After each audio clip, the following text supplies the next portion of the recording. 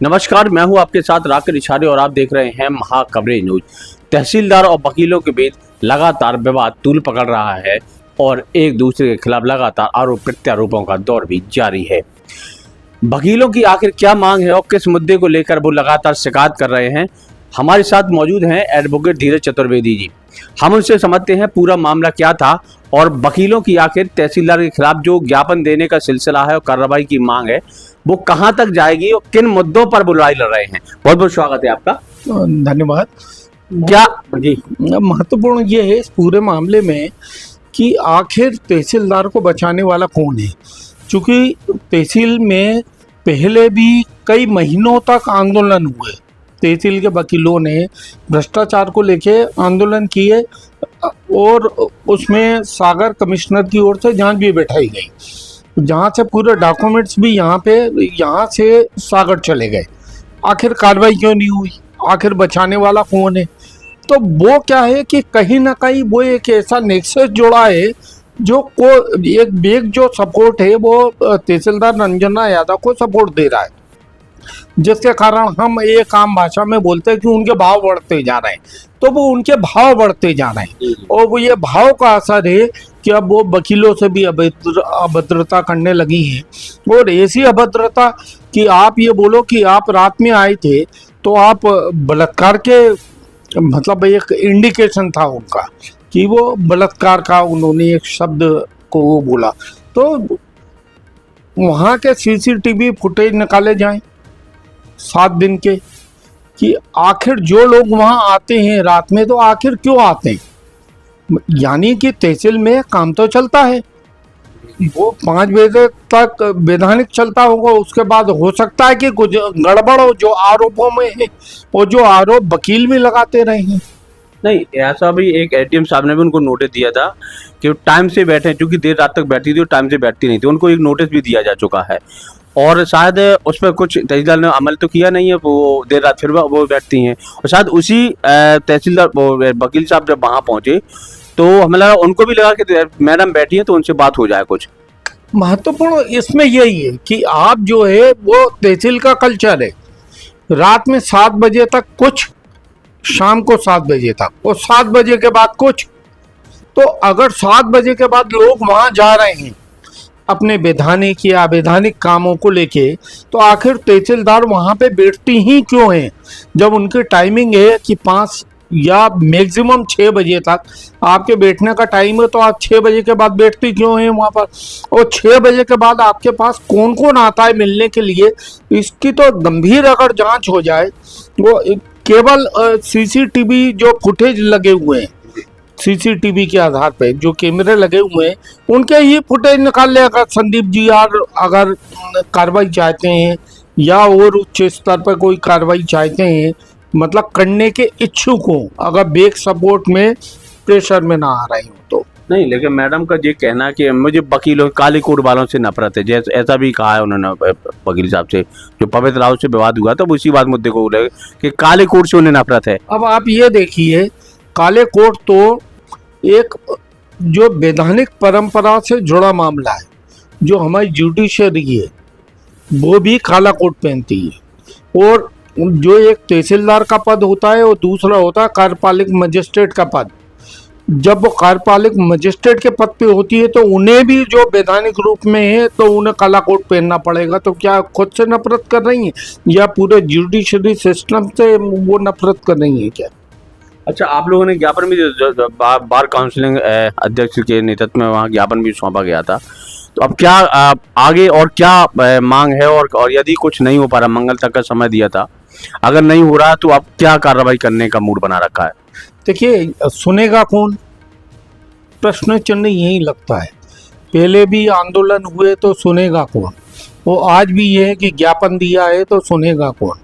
वो अंत में जो अधिवक्ता संघ है छतरपुर का, वो निर्णय लेगा कि हमें अग्रिम लड़ाई कैसे लड़नी चाहिए।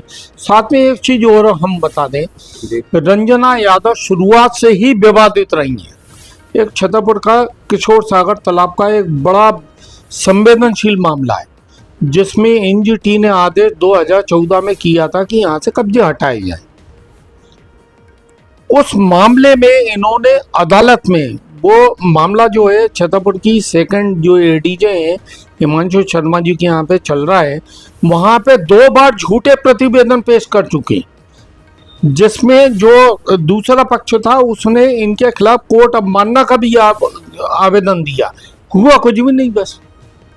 अच्छा, पूर्व में भी आप लोग वकीलों ने ज्ञापन दिया, शिकायतें की, तमाम धरने 1 महीने तक धरना प्रदर्शन चलता रहा और कमिश्नर साहब जांच के लिए आए। जांच में बताया गया कि वो दोषी भी हैं, उन्होंने इंटीमेशन दिया था वकीलों को। आखिर वो जांच ठंडे बस्ती में कैसे चली गई और लड़ाई अधूरी?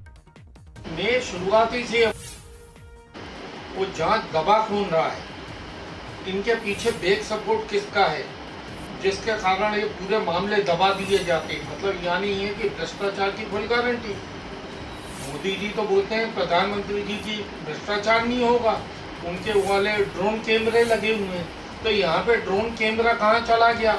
उन्हीं की डबल इंजन की सरकार। तो क्या कुछ ना कुछ जातिवाद का असर है या जो भी हो, लेकिन उनके मामले दबाए जा रहे हैं, वो दबाते रहेंगे। मुझको ये पूर्व से ये एक आकलन किया जा रहा है कि उनका बिगड़ेगा कुछ नहीं। तो फिर इसमें न्याय की संभावना कहाँ तलाश है? कहाँ तलाश हो गया? अब जब न्याय जिस भी मंच पे न्याय मिलना चाहिए, अगर वहाँ पे न्याय नहीं मिल रहा है तो आप क्या करेंगे? क्या करेंगे? नहीं, धरना दे चुके, धरना के बाद कार्रवाई नहीं हुई। अब बार काउंसिल ने उनके पास 3 दिन का 4 दिन का अल्टीमेटम दिया था, संभवतः 2 दिन निकली, कल का समय है। अब हमें उम्मीद कम दिख रही है, जिस हिसाब से समझ में आ रहा है मैं तहसीलदार का रुतबा, ऐसे में कार्रवाई हमला दिख रहा है आपको? आपसे बार बार मैं वही बोल रहा हूँ कि एक अधिवक्ता संघ जो है क्या क्या कर सकता है? बार काउंसिल में शिकायत कर सकता है, जांच कौन करेगा? अधिकारी। वो अधिकारी ही अगर कहीं ना कहीं से मैनिपुलेट हैं अगर, तो फिर जांच कैसे निष्पक्ष होगी? दूसरा ये है कि यहाँ पे पहले भी आंदोलन हुआ, उसमें फाइलें भी उनकी जब्त हुई भ्रष्टाचार की, उसमें भी कुछ भी नहीं हुआ। तो आप न्याय की उम्मीद करते किससे हैं? केवल ये है मुख्यमंत्री अगर जो है, अगर वो न्याय अगर दिला सकें अधिवक्ताओं को, नहीं तो फिर आंदोलन होगा, सड़कों पे आएंगे, सड़क पे आएंगे, फाइलें जब्त हो जाएंगी, तो होगा क्या? हाँ, इस मामले में एक जरूर हो सकता है कि जो शिकायत की है, पुलिस प्रशासन अगर निष्पक्ष हो गया, अगर शिकायत पे अगर कार्रवाई नहीं करता है, तो यहाँ पर जो है प्राइवेट इस्तेगासा तहसीलदार रंजन यादव के खिलाफ पेश किया जाएगा पीड़ित अधिवक्ता के द्वारा, जिसमें वो कटघरे में खड़ी है। अच्छा, ऐसे में तो आपको नहीं लगता कि जब आप लोग न्याय के लिए भटक रहे हैं, आप लोगों ने मान लिया कि मुझे बार-बार शिकायत करने के बाद कोई कार्रवाई नहीं रही, तो आम जनता में क्या मैसेज जाएगा? और फिर तो जो तहसीलदार मैडम चाहेंगी, जैसे चाहेंगी वैसी तहसील चलेगी, वैसे ही चल ही रही है। कौन है सुनने वाला?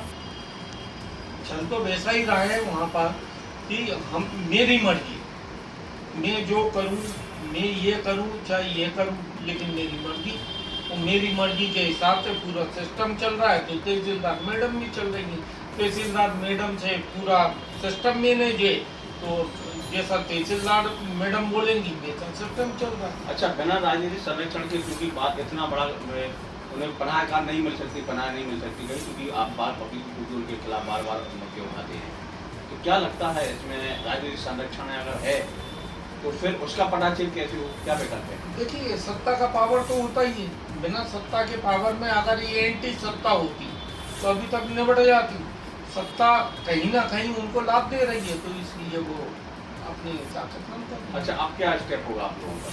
कुछ नहीं है, अगर पुलिस कार्रवाई नहीं करती है तो जो उनके साथ में अभद्रता हुई है तो प्राइवेट इस्तेगासा कोर्ट में पेश होगा। चलिए, तो हमारे साथ एडवोकेट धीरज चतुर्वेदी थे, और तहसीलदार के खिलाफ जो लगातार यहाँ वकीलों में जो एकजुटता दिखाई दे रही है, और प्रशासन ने भी इनकी शिकायत पर 3-4 दिन का अल्टीमेटम दिया था, वो संभवतः समय होने वाला है। अब देखना होगा कि वकीलों की मांग पर प्रशासन कितनी सख्त कार्रवाई करता है, या यूँ ही ठंडे बस्ती में पूरा मामला फिर चला जाता है। बने रही महाकवि न्यूज़ के साथ, मैं हूँ राकेश।